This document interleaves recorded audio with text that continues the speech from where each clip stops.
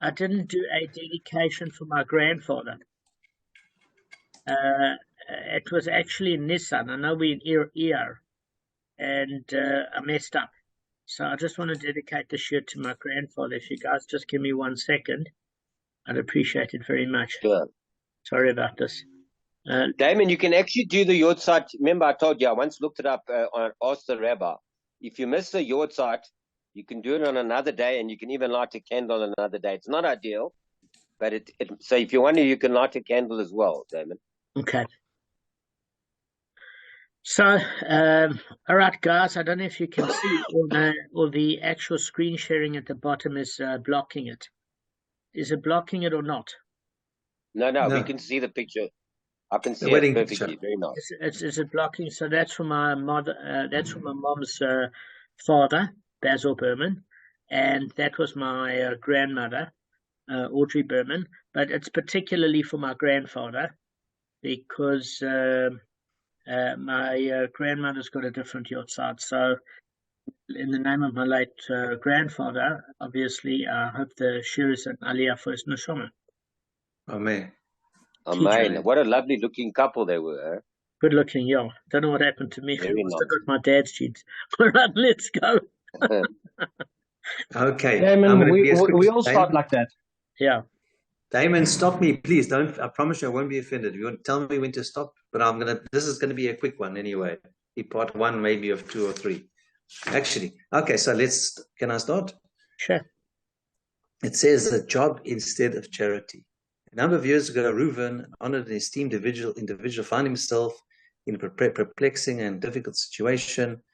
He had been employed by one firm for many years when the owners suddenly announced the decision to close the business. At the age of 55, he found himself without employment and means of support. Moreover, he assumed extensive financial obligations due to children's weddings and other issues. Recognizing his extensive experience and superb work ethic, and as a loyal and honest employee, they tried to help him find employment, which didn't happen. The next morning, he got a call from Shimon. Shimon proposed to his ex-employees that he could hire Reuven.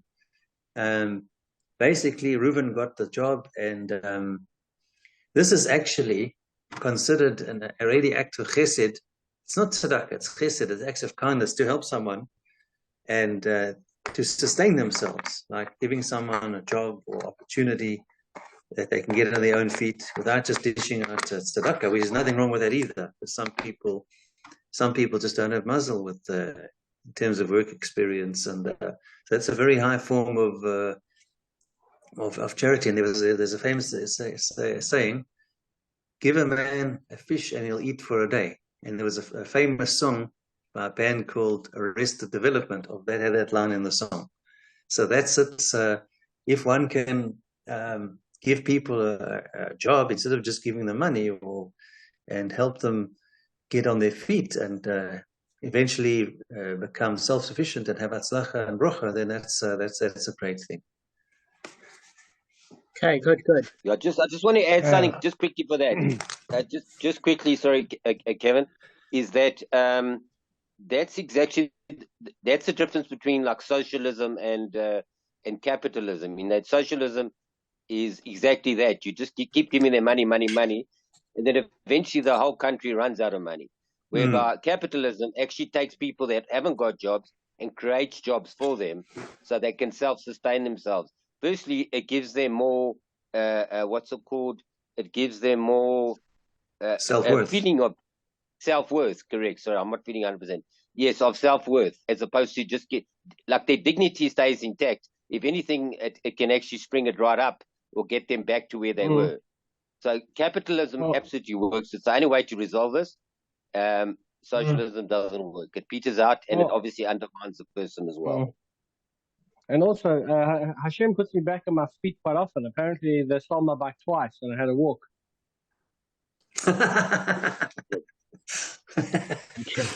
That's very funny.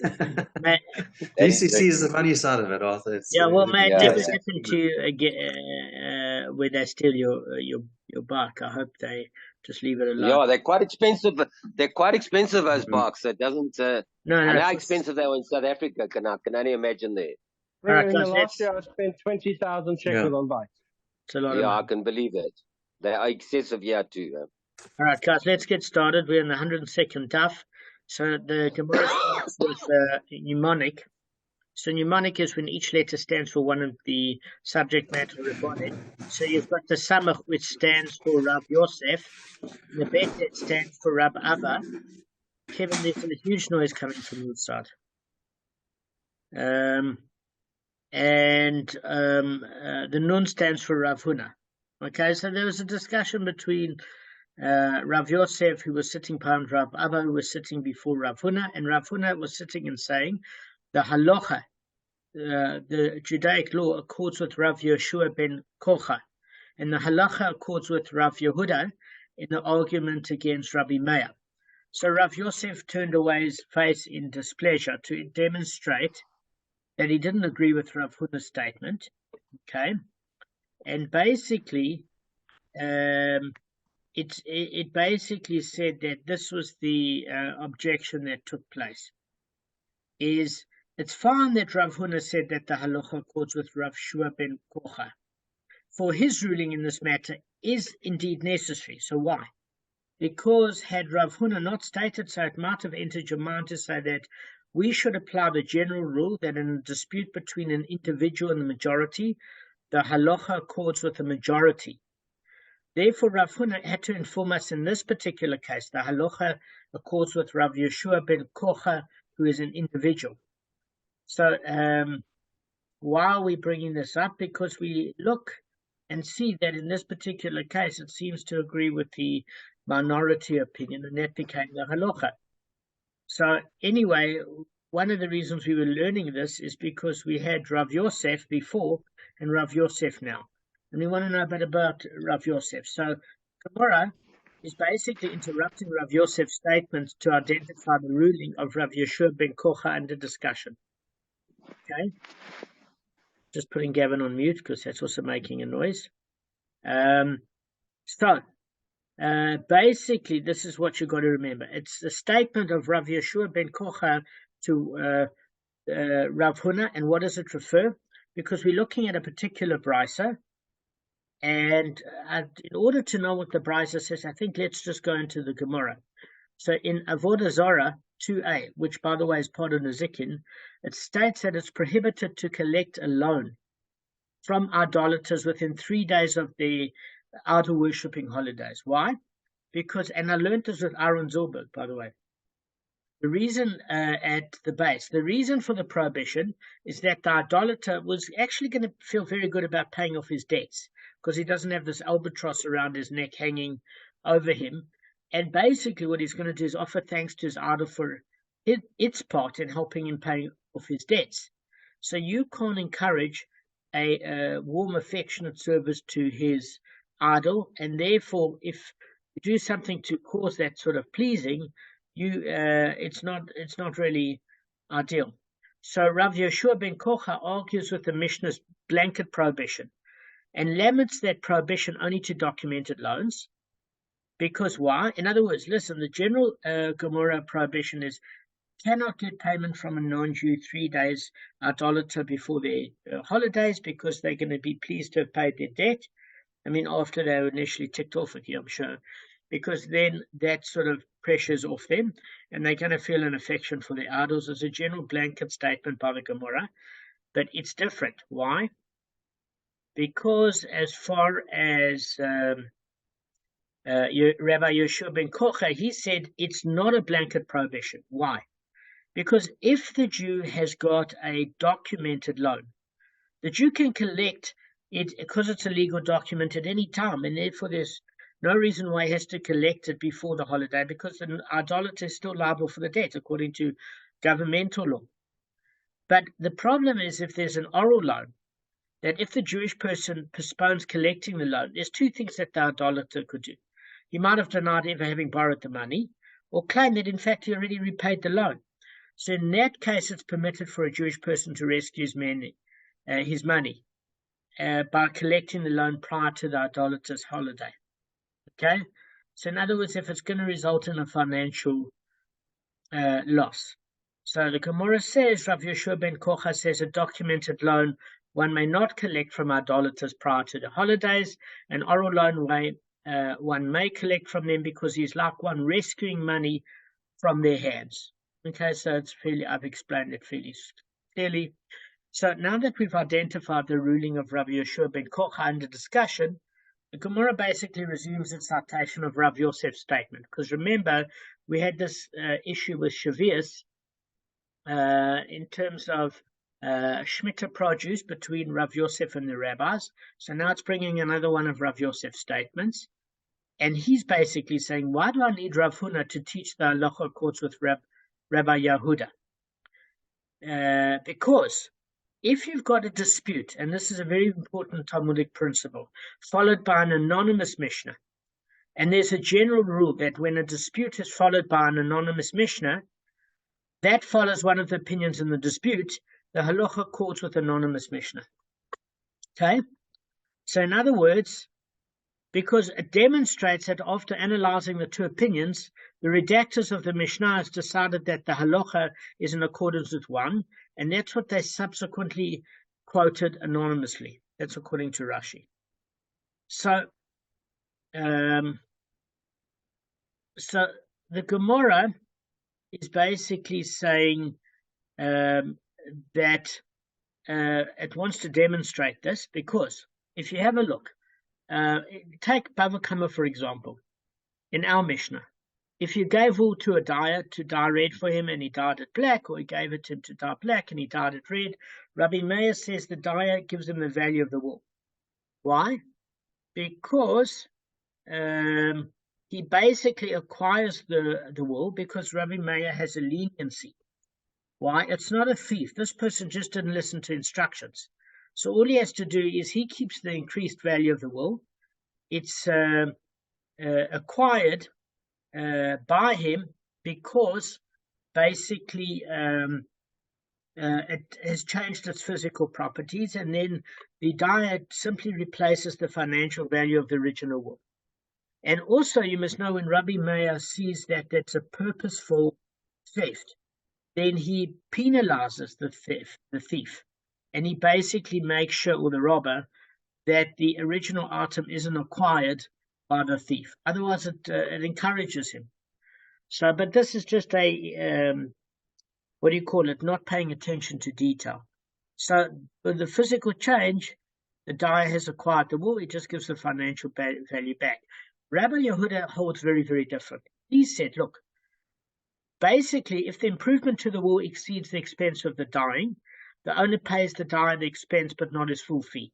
But if the expense of the dyeing exceeds the improvement to the wool, the owner pays him only for the improvement. So in other words, what happens is, because he failed to listen to instructions, the dyer is paid the less of the amount, whether it be the expenses of dyeing the wool or whether the improvement has created an increase in market value. Whatever is the less amount is paid to him, because he has the lower hand. Whoever doesn't follow instructions has a lower negotiating leverage, okay?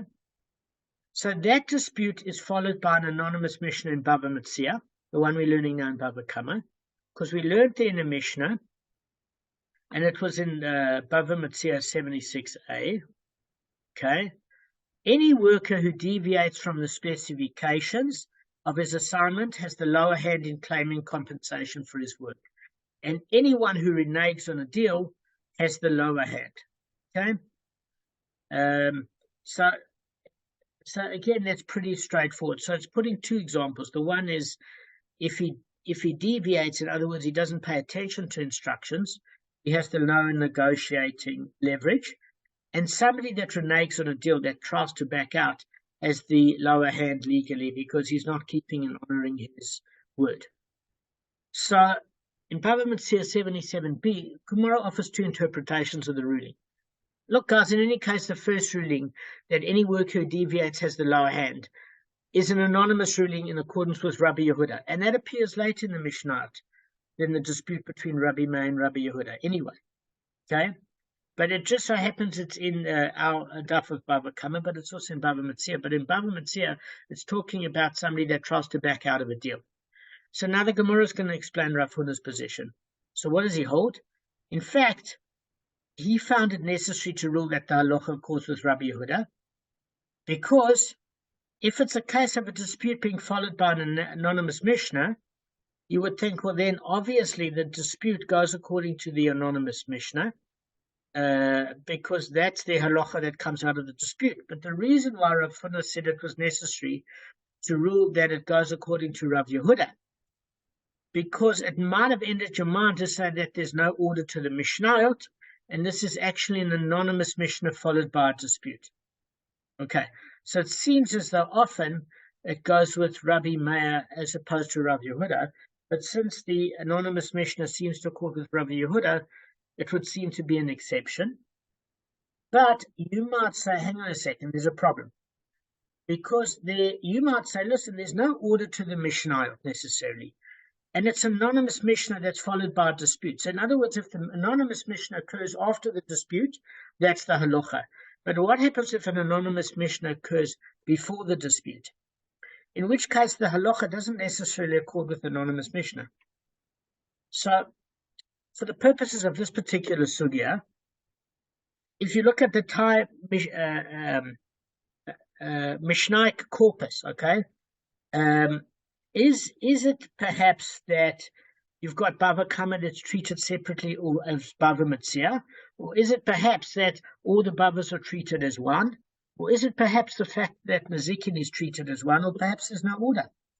So perhaps the order of the Mishnayot in its present form, the way it was redacted by Rav Yehuda Nasi, doesn't represent the order that the Mishnahs were originally taught back in the day, verbally. So rather, after having studied and taught all the Mishnayot, maybe really organized the Mishnayot according to the topics. So although one Mishnah might appear before another Mishnah, it maybe isn't taught in that sequence, and maybe you think then the anonymous Mishnah that comes afterwards doesn't necessarily teach halacha. Okay? So in other words, the fact is that we have a general rule that the halacha accords with an anonymous Mishnah that follows a dispute. But that indicates before us that the order of the Mishnah in its present form does actually represent the order in which the Mishnahs were taught. Because if not, the rule, guys, would never apply. Never. Why? Because how could you ascertain whether the two Mishnah represent a dispute followed by an anonymous Mishnah, or maybe the anonymous Mishnah came first and was followed by a dispute?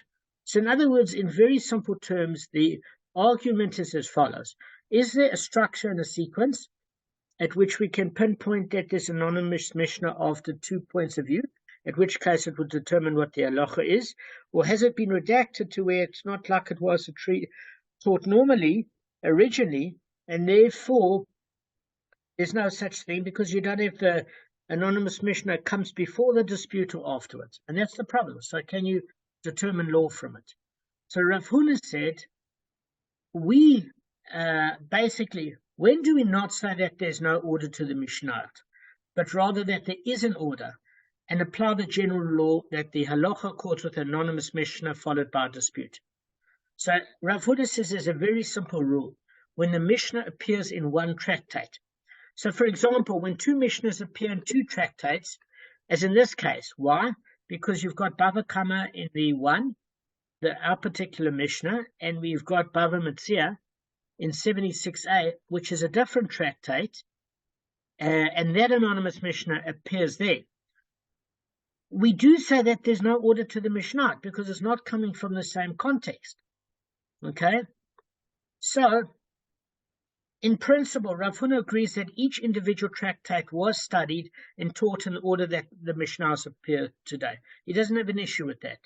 So if you have an anonymous Mishnah followed by a dispute recorded previously in the same tractate, in other words, you bring two sources from Bava Kamma, okay? And it comes by an anonymous Mishnah, that sorts out the halacha with anonymous ruling. But the order in which the tractates appear don't represent the order in which they were taught if you're dealing with two different tractates, one in Bava Metzia, Bava Kamma. So that's what it's suggesting, Rav Huna says. So you can't necessarily apply the general rule that the halacha accords with the anonymous Mishnah that follows a dispute, because they're coming from two separate books. So that's Rav Huna's opinion. Now we're learning Rav Yosef's opinion. Now you must remember Rav Yosef we learned last time with regards to the Shemitah produce against the rabbis. That's why we're learning Rav Yosef again, because you might say, what the heck does this have to do with it, number one? So there's two reasons that are having common. Number one, we were talking about somebody that's considered a thief is somebody that doesn't follow instructions and wants to take your money. They are a thief in a way, because they're not following what you want, so they're taking money for what? For following your orders, no.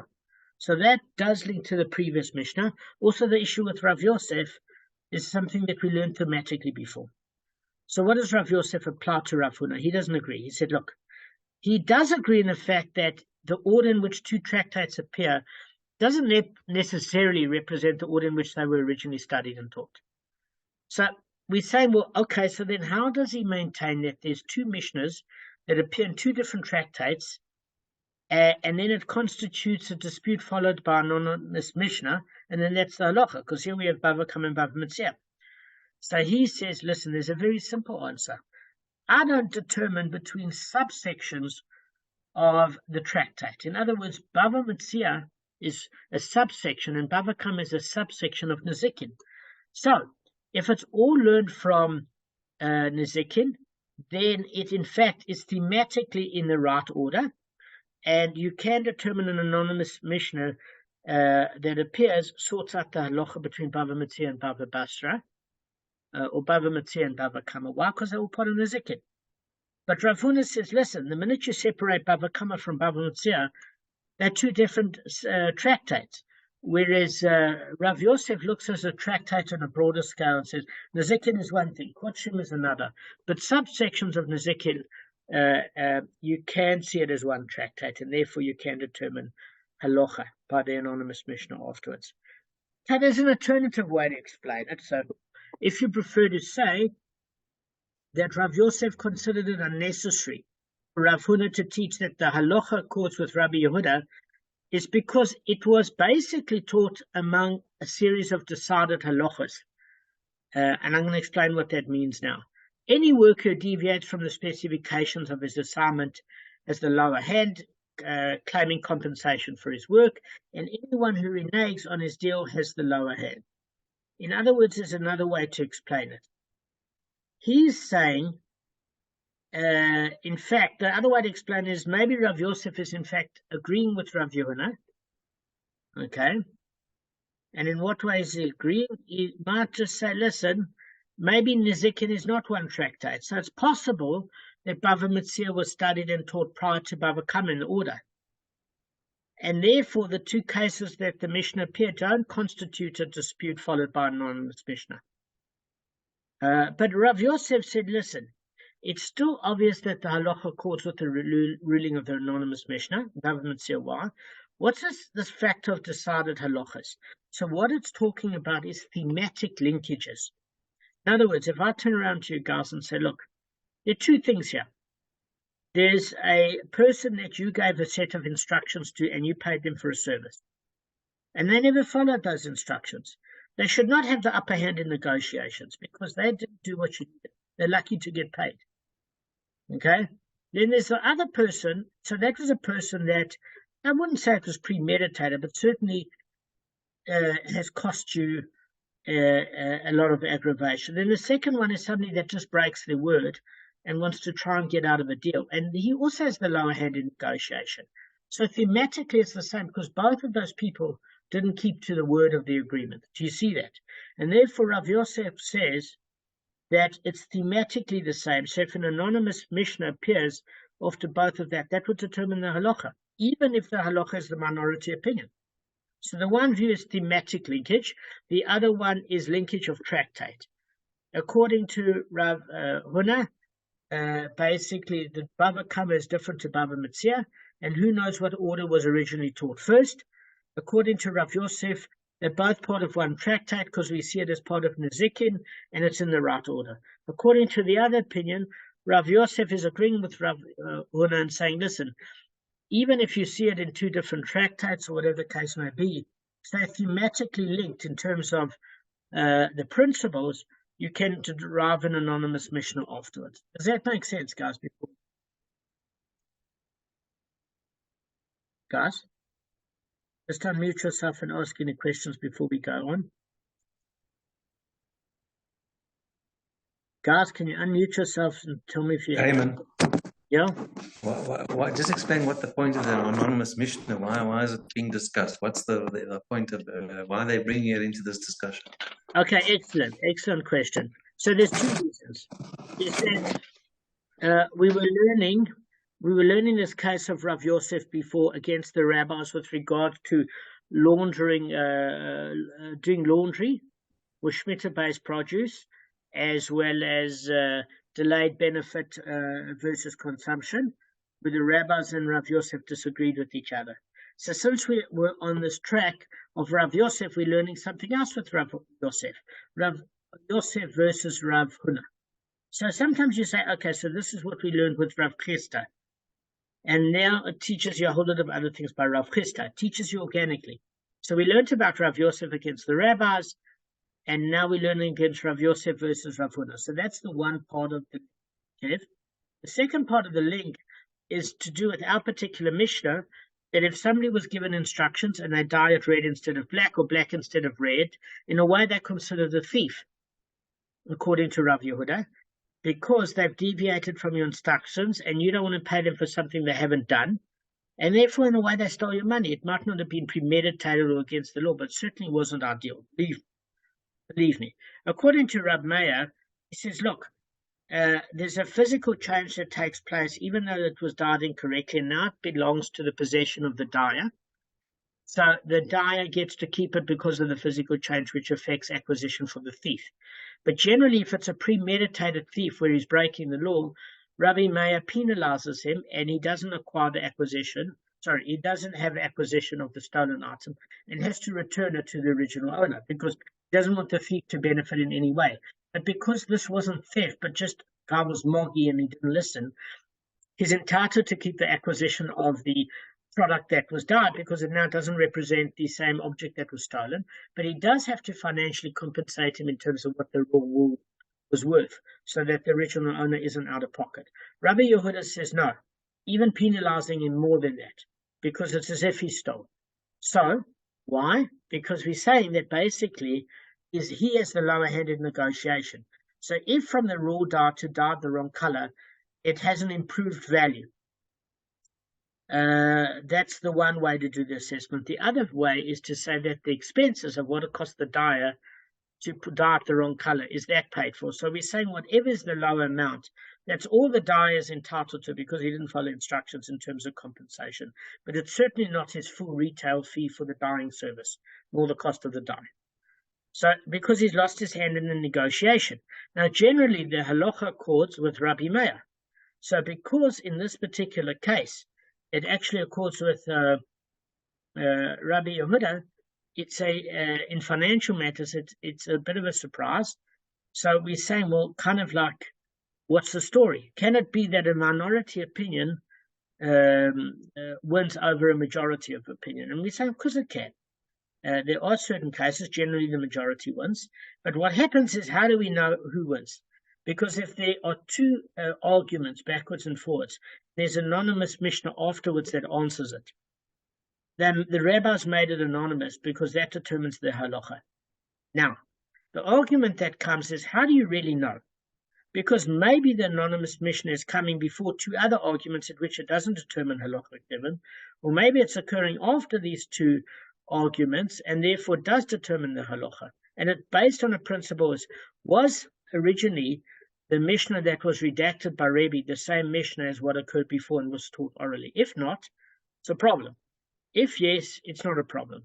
So one of the criteria is, look, if it's coming from the same tractate like Bava Kamma, for sure it's in the right order, because Bava Kamma in and of itself has put the tractate in the right order. If you're comparing Bava Kamma to did it appear before some of the another sugya like Bava Metzia, or did it occur afterwards in the original order, well, we don't know, because if it occurred after and Bava Metzia occurred before, as opposed to what we learn now, Bava Kamma occurred before, We want to know, was it the latter argument that determined halacha or the previous? And that determines about how it was originally halachically drawn up. Has it been redacted since then? So according to Rav Huna, each tractate is in and of itself. Bava Kamma is one, Bava Metzia is another. That's according to Rav Huna. Rav Yosef says no. It's in the right order because everything as part of Nezikin is already in the right order. It could be that Nezikin came after Kodshim or before, we don't know that. But as far as what's in Nezikin, it's in the right order to what it was. And therefore, you don't have to worry about it. Rav Huna said you might have to worry about it, unless it's both from Bava Kamma, because he sees Bava Metzia and Bava Kamma in two separate sections. Then the other way to interpret Rav Yosef is he's not arguing with Rav Huna in that regard. He's saying, yes, perhaps that Nezikin is not one tractate, and Bava Kamma and Bava Metzia are separate, and therefore you can only determine from two arguments within Bava Kamma what an anonymous Mishnah would give the halachic ruling afterwards, but not from Bava Kamma and Bava Metzia. And unless you've got what you call a thematic representation of the same issues at hand. And one of the thematic issue here is that, listen, when you give somebody instructions of a service and they don't follow that service, then they're deviating from the arrangement. If somebody reneges on a deal, they promise to do such and such, and they're trying to back out, they're deviating. Either deviation from the one party is causing them to get the lower hand in negotiation. Okay?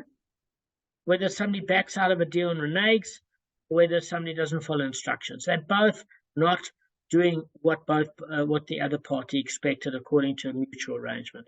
And therefore they got the lower end of the deal in terms of leverage for payment.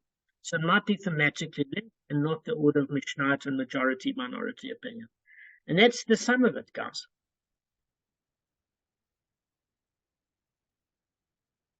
Okay. I can't hear you guys. You want to unmute?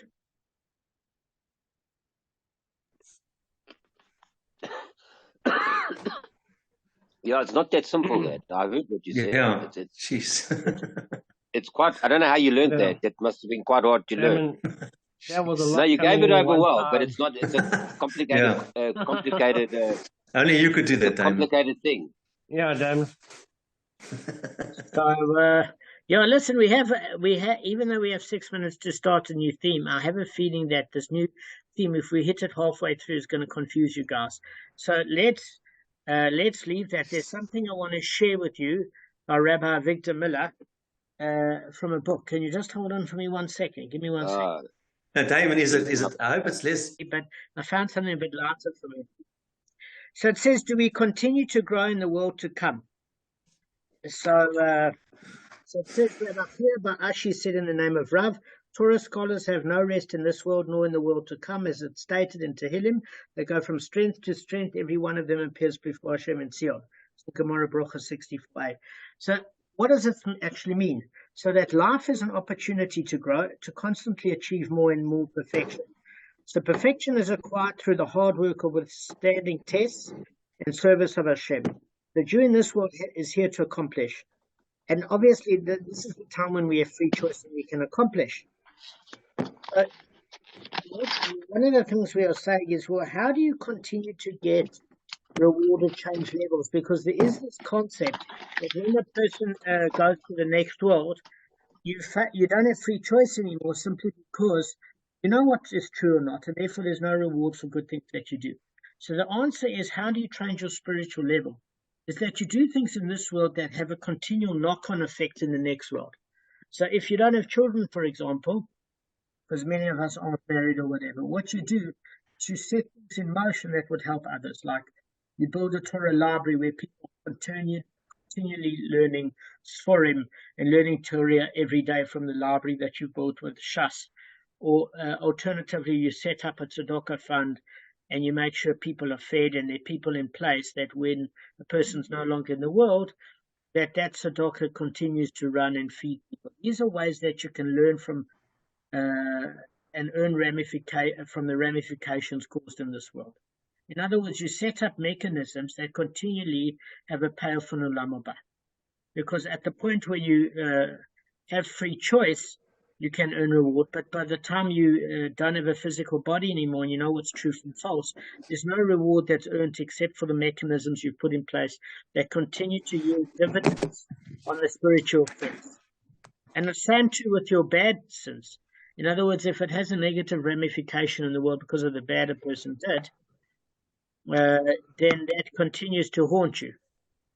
So on that happy note, guys, just build your interest in Olam Haba, because there are two themes in this book, and one of the themes is Gehinnom, the incinerator or the laundromat. I can hardly wait.